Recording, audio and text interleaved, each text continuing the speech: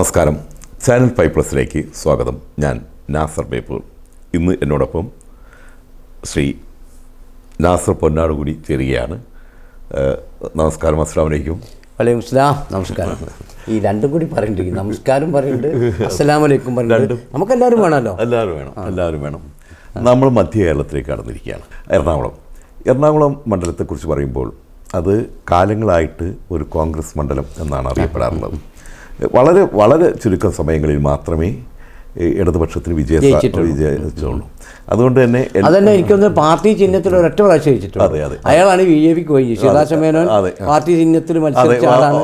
അദ്ദേഹം പിന്നെ BJP-യിലേക്ക് പോവുകയും ചെയ്തു. ആദ്യം BJP ക്ക് കൈനീട്ടം കൊടുത്തത് പുള്ളിയാന്ന് CPM-ന്റെ MP ആയിരുന്നു. നായനാരുടെ മന്ത്രിസഭയിലെ ധനകാര്യമന്ത്രിയായിരുന്നു അദ്ദേഹം. പിന്നെ BJP-യിൽ ഒഴുക്ക് തുടങ്ങുന്നതിന് മുമ്പേ ആദ്യം പോയാണ്. നേരത്തെ പോയാണ്. ഒഴുക്കിന്റെ കേന്ദ്ര ഭരണമൊന്നുമില്ല. CPM-ഉള്ള എന്തോ വിഷയം കൊണ്ട് പോയ അത് സ്വന്തമായി മത്സരിച്ചിട്ട് BJP പിന്തുണ കൊടുക്കാൻ അങ്ങനെ ഒഴുക്ക് തുടങ്ങിയ മുമ്പ് പോയ പറയേണ്ടപ്പോ പറയണേ കൊണ്ടുവരുന്ന ഈ തോണി അടുപ്പിക്കലൊന്നും അറിയില്ലല്ലോ.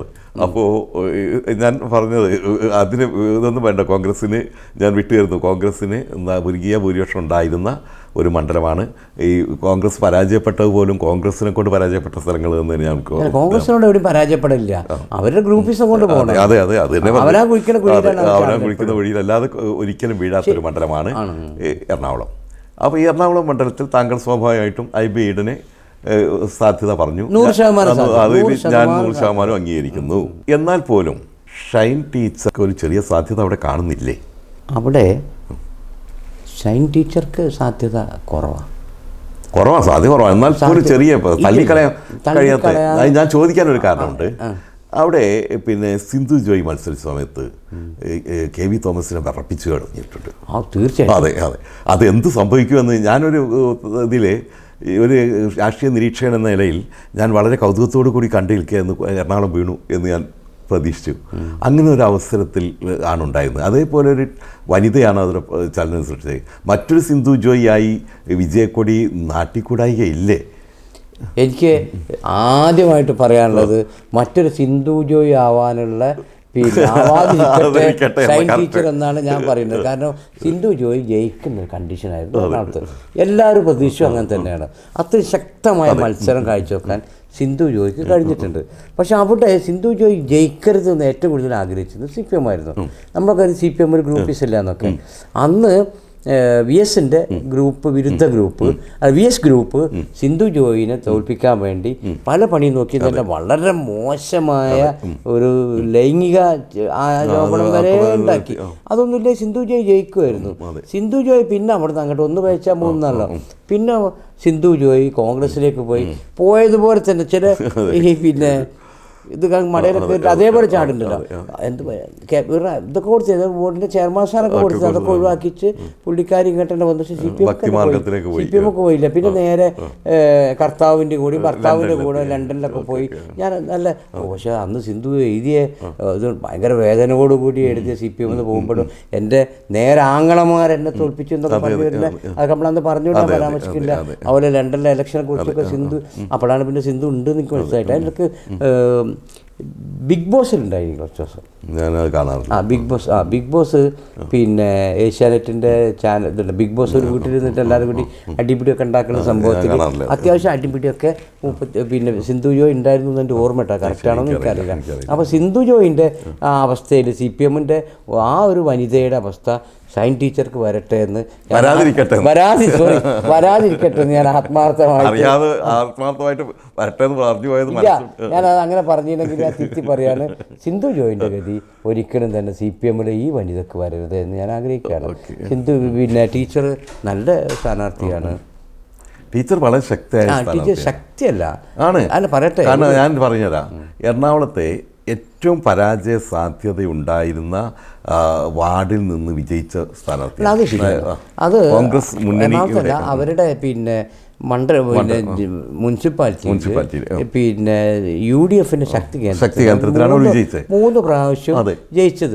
അതായത് ഈ അതേപോലെ തന്നെ ഒരു ചരിത്രം ആവർത്തിച്ചുകൂടെ ഷൈൻ ടീച്ചർക്ക്? അല്ല, അത് വേറെ അതിനനുസരിച്ച് പ്രവർത്തനം അവിടെ നടക്കുന്നത്. അത് പ്രവർത്തനം പഞ്ചായത്ത് തെരഞ്ഞെടുപ്പാന്നൊക്കെ ചോദിച്ചു എന്നോട് പലരും ചോദിച്ചിട്ടുണ്ട്. ഒരു പാർലമെന്റിലേക്ക് മത്സരിക്കാൻ മാത്രമുള്ള സീനിയോറിറ്റി അവർക്കില്ല. രാഹുൽ ഗാന്ധിക്ക് സീനിയോറിറ്റി ഇല്ല. അതല്ല, ഇത് ഞാനല്ല പറയുന്നത് കേട്ടോ. CPM തന്നെ അവിടെ പിന്നെ ആണുങ്ങൾക്ക് സീറ്റ് കിട്ടുകയാണെങ്കിൽ കുപ്പായിട്ടാണെന്ന് ഒരുപാട് സഖാക്കൾ അവിടെ ഉണ്ട്. അത് കഴിഞ്ഞൊരു വനിത വരികയാണെങ്കിൽ നമ്മുടെ തിരുത അല്ലേ, തിരുത ഞാനല്ല തിരുത എന്ന് പറയുന്നത്. CPM കണ്ട് തിരുത ഇപ്പം തിരുതിയായിട്ട് അവർ തിരുവനന്തപുരത്തേക്ക് വോട്ട് കേട്ടു. അപ്പോൾ അദ്ദേഹത്തിൻ്റെ മകളുടെ പേര് പരാമർശിക്കപ്പെട്ടിരുന്നു. പിന്നെ അപ്രതീക്ഷിതമായിട്ടാണ് ടീച്ചർ വന്നത്. ടീച്ചർ അവിടെ ഉള്ളൊരു വലിയൊരു പ്രശ്നം എറണാകുളത്തെ വലിയൊരു വോട്ട് ബാങ്ക് എറണാകുളം കോർപ്പറേഷൻ. അവിടെ എനിക്ക് തോന്നുന്നു കഷ്ടകാലത്തിന് CPM അവിടെ ഭരണം കിട്ടിയത്.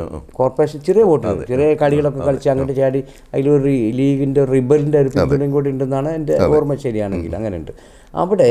അതിന് മുമ്പ് നമുക്കറിയാം കോടതിയിൽ അവിടുത്തെ പിന്നെ ഈ അഴുക്ക് ചാരിതിനെക്കുറിച്ച് കോടതി ഭയങ്കര രൂക്ഷമായിട്ട് UDF കയ്യിൽ ആ മുനിസിപ്പൽ കോർപ്പറേഷൻ ഉണ്ടാകുമ്പോൾ വളരെ രൂക്ഷമായിട്ട് കോടതിയുടെ വിമർശനം ഏറ്റ ഒരു ആണ്. അത് കഴിഞ്ഞു അന്നത് എറണാകുളമായിരുന്നു സത്യത്തിൽ. അതായത് ഞാൻ പറയാം, ആ ഒരു ഇത് മാറ്റി അവിടുത്തെ അഴുക്ക് ചാൽ പദ്ധതിയൊക്കെ വളരെ നന്നായിട്ട് കൊണ്ടുവന്നിട്ട് അവിടുത്തെ വലിയ പ്രശ്നമായിരുന്നു അവിടുത്തെ മാലിന്യ പ്രശ്നം. ഈ മാലിന്യ പ്രശ്നം പരിഹരിക്കുന്നതിൽ ഈ കേരള സർക്കാർ അതുപോലെ തന്നെ അത് രാജീവൊക്കെ മുൻകൈ എടുത്തിട്ട് വളരെ ശ്ലാഘനീയമായ പ്രവർത്തനം കാഴ്ചവെച്ചു എന്ന് പറഞ്ഞാൽ നിങ്ങളതിനെ എതിർക്കൂ? അല്ല, അത് എനിക്ക് തോന്നുന്നത് അല്ല പറയട്ടെ, ഈ ബേപ്പൂർ നാടുമായിട്ട് വലിയ ബന്ധമില്ലാത്തതുകൊണ്ടാണ് തോന്നുന്നുണ്ട്. ഞാനൊക്കെ എറണാകുളം അതിൻ്റെ കാലത്ത് ഇങ്ങനെ മുതൽ പാൻറ്റ് ഇങ്ങനെ കയറ്റി പിടിച്ചിട്ട് റോട്ടിൽ കൂടെ നടക്കായിരുന്നു. പിന്നെ ഈ ഇടതുപക്ഷം മാത്രമല്ല, അല്ല ഞാൻ പറഞ്ഞതല്ല, എറണാകുളമായി കോടതിയുടെ പരാമർശമുള്ള സമയത്ത് ഞാനൊക്കെ പാൻറ്റൊക്കെ ഞാൻ 2 കൈ കൊണ്ട് ഇങ്ങനെ പിടിച്ചിട്ട് നടത്തിയിരുന്നു റോട്ടിൽ കൂടെ ഒക്കെ. വെള്ളം ഉണ്ടായിരുന്നു, പല അശാസ്ത്രീയമായ ഒരു മഴ പെയ്താൽ കുളമാവും. അതാണ് എറണാകുളം എന്ന് പറയുന്നത്. അല്ലാതെ അവിടെ കുളമൊന്നും ഇല്ലല്ലോ, കടലാണുള്ളത്. പിന്നെ പെരിയാർ ഇപ്പുറത്ത് അങ്ങനെയൊക്കെ അങ്ങനെ പോകുന്നുണ്ട്. അപ്പോൾ ഇപ്പം അതുപോലെ ഇപ്പം അവിടെ മുണ്ടെല്ലാം അയച്ച് തലയെ കെട്ടിൻ്റെ അത്രത്തോളം അഴുക്ക് നിങ്ങൾ കണ്ടതാണല്ലോ. അത് അല്ല, ഈ ഞാൻ പറഞ്ഞ മാലിന്യ കൂമ്പാരങ്ങളുടെ ഈ മാലിന്യം. അപ്പോൾ നമുക്കറിയാം ഈ മാലിന്യം കുമാരം എന്ന് പറഞ്ഞാൽ അതുങ്ങൾ പറഞ്ഞ് വളരെ നന്നായി. കാരണം അതിൻ്റെ ഉള്ളിൽ കിടക്കുന്ന ദുഷിച്ച് നാറിയ മാലിന്യത്തെക്കാളും നാറുന്ന അഴിമതി കഥകളാണ് പിന്നെ വന്നത്. നമുക്കറിയാലോ, അവിടെ തീപിടുത്തൻ്റെ ഓർമ്മയുണ്ടല്ലോ, അതിട്ടതാണെന്നും പിന്നെ EMS കണ്ടു പറഞ്ഞ പോലെ ഇന്ത്യയുടേതാണെന്നും അവരുടേതാണെന്നും പറയുന്നത് പോലെ കത്തിച്ചതാണെന്നും സ്വയം കത്തിയതാണെന്നും കത്താൻ വിധിക്കപ്പെട്ടാണെന്നൊക്കെ പറഞ്ഞിട്ട് അതിൻ്റെ പേരിൽ പൊങ്ങിയ അഴിമതിയുടെ പുകയിലൊക്കെ പുകയുന്നില്ല, തീയാ പൊന്തി. അഴിമതിയുടെ പുകപടലൊന്നും പറയാൻ പറ്റില്ല. അതൊന്നും വെറുതെ അല്ല, അതെല്ലാവർക്കും അറിയുന്ന കാര്യമാണ്. എന്നിട്ട് അത് ആകെ എറണാകുളം ആകെ ഭീതിയുടെ മുൾമുനയിലായിരുന്നു. അപ്പോൾ ഇതൊക്കെ ഈ പ്രശ്നം ഉണ്ടായ സമയത്ത് മാലിന്യ സംസ്കരണ പ്രശ്നം വലിയൊരു പ്രശ്നമായ സമയത്ത് പാർലമെൻറ്റിലും അവിടെ ഉണ്ട് എവിടെയും, പാർലമെൻറ്റിൽ മാത്രമല്ല എവിടെയും IB ഈഡനെ ഞാൻ കണ്ടിരുന്നില്ല മാലിന്യ പ്രശ്നത്തിൻ്റെ മുകളിൽ. അല്ല, IB ഈഡൻ അത് നിങ്ങൾ പറയരുത്. IB ഈഡൻ എറണാകുളത്ത് ഓരോ വിഷയത്തിലുണ്ടായിരുന്നു. അത് IB ഈഡനോട് എനിക്ക് വലിയ ഇഷ്ടമുള്ളൊരു MP ആണ്. IB ഈഡൻ ഒരു ജനകീയനാണ്. പിന്നെ ഗ്രൂപ്പുകളുടെ ഒരു ഗ്രൂപ്പിൻ്റെ ആളല്ല, അതാണ് എൻ്റെ അറിവ്. എല്ലാവരോടും അതെന്താ അറിയാം, ജോർജ് ഈഡൻ എന്ന് പറഞ്ഞൊരു മനുഷ്യനുണ്ട്. അച്ഛനെ പോലെ ഇത്രയും ജനപ്രിയനായ ഒരു നേതാവും എറണാകുളത്ത് ഉണ്ടായിരുന്നില്ല എന്ന് പറയും. ജോർജ് ഈഡൻ്റെ നല്ല ജോർജ് ഈഡൻ തന്നെ അത് തന്നെ അതിൻ്റെ ഒരു മറ്റൊരു അവതാരമായിട്ടാണ് എനിക്ക് നല്ല അഭിപ്രായമാണ്. ഞാൻ ഇപ്പോൾ ജയിക്കാൻ എൻ്റെ മനസ്സ് പറയുന്ന ആരെന്ന് വെച്ചാൽ IB ഈഡൻ തന്നെയാണ്. പക്ഷേ താങ്കൾ ഇങ്ങനെ പറഞ്ഞുകൊണ്ട് നമ്മൾ രണ്ടുപേരും എന്നോട് എന്തെങ്കിലും എതിർത്ത് പറയണ്ടേന്ന് കരുതിയിട്ട് മാത്രമാണ് ഈ പറഞ്ഞത്. വളരെ സന്തോഷം. അപ്പോൾ ഞാനവിടെ പറഞ്ഞത് ശരിയാണെന്ന് നമ്മുടെ ചീഫ് എഡിറ്റർ നാസർ ബേപ്പൂർ അടിവരയിടുകയാണ്. അല്ല, പിന്നെ ഞാൻ അവിടെ ഒരു പ്ലസ് പോയിന്റ് കണ്ടെന്താരോ, സാധാരണ കോൺഗ്രസ്സിൽ ഉണ്ടാകുന്ന ഗ്രൂപ്പിസം, അതുപോലെ കോൺഗ്രസിൻ്റെ DCC പ്രസിഡന്റുമാർ അവരൊക്കെ ഇങ്ങനെ സാധാരണക്കാൾ ഉപരിയായിട്ട് എറണാകുളം DCC പ്രസിഡന്റ് നമ്മൾ നേരം പുലരുന്നേരം സ്റ്റേഷനിൽ നിൽക്കുകയും അവസാനം പിന്നെ നമ്മൾ കണ്ടാണല്ലോ നമ്മുടെ മാത്യു കോയൽനാടൻ്റെ കൂടെ ഉണ്ടായ വിഷയങ്ങളൊക്കെ വളരെ ആക്റ്റീവായിട്ട് കോൺഗ്രസിനെ ചലിപ്പിച്ച് നിർത്താൻ, ഗ്രൂപ്പുകൾക്ക് അപ്പുറം കോൺഗ്രസിനെ ഒറ്റക്കെട്ടായി നിർത്താൻ എന്തെന്നാലും പുതിയ DCC പ്രസിഡന്റ് കഴിഞ്ഞിട്ടുണ്ട്. അതും അവിടെ ഗുണം ചെയ്യും. നമ്മൾ നിങ്ങൾ നേരത്തെ പറഞ്ഞ പോലെ കോൺഗ്രസിനെ തോൽപ്പിക്കാൻ കോൺഗ്രസിനെ കഴിയുള്ളൂ. കോൺഗ്രസിലെ വോട്ട് ഒറ്റക്കെട്ടായി നിൽക്കുകയാണെങ്കിൽ ആ കോൺഗ്രസ് ഇന്നും കേരളത്തിൽ വലിയ ശക്തിയാണ്. പക്ഷെ അവിടെ അവർ അതിനേക്കാളും താല്പര്യം സ്വന്തം ഗ്രൂപ്പിസത്തിനും സ്വന്തം താല്പര്യങ്ങൾക്ക് പ്രാധാന്യം കൊടുക്കുന്നതാണ് അവിടെയൊക്കെ വരുന്നത്. അത് കാണുന്നില്ല. ഇത് ഇപ്പോൾ എറണാകുളത്ത് എന്തായാലും കാണുന്നില്ല. പണ്ടുണ്ടായിരുന്നു ഏറ്റവും കൂടുതൽ നമുക്കറിയാം. പിന്നെ അല്ല, അതിലിപ്പോൾ CPM അതിനേക്കാൾ മെച്ചമായതുകൊണ്ടാണ് നമ്മൾ സിന്ധു ജോയിന്റെ കഥ നമ്മൾ KV തോമസിനെ കെട്ടിയിറക്കിയ കരുണാകരന്റെ കഥ എത്രയും അല്ല, KV തോമസിനെ കെട്ടിയിറക്കി അത് പിന്നെ അവസാനം അത് അങ്ങോട്ട് പോവുകയും ചെയ്തല്ലോ. അത് പോട്ടെ, അല്ല അങ്ങനെ ആശയം ഉണ്ടായിരുന്നു. പിന്നെ അവിടെ ഒരു വിഷയം എന്ന് വെച്ചാൽ അവിടെ ഈ മതേതരത്വം പിന്നെ സേവ്യർ അറക്കൽ എന്നാൽ നല്ലൊരു നേതാവിനെ വെട്ടിയിട്ടാണ് അവസാനം ഈ KV തോമസിനെ കൊണ്ടുവന്നത്. പിന്നെ എറണാകുളത്ത് അങ്ങനെ വിഷയമുണ്ട്. എറണാകുളത്ത് കേരളത്തിലെ ഭൂരിപക്ഷമായ ഒരു ജില്ലയാണ് എറണാകുളം ജില്ല. എറണാകുളം മണ്ഡലം അങ്ങനെ തന്നെയാണ്. അവിടെ CPM ഇതൊക്കെ ആദർശം പറഞ്ഞായിട്ടും അവരെന്നും നിർത്തുക ആരെയെന്ന് വെച്ചാൽ ലത്തീൻ കത്തോലിക്കലാണ്.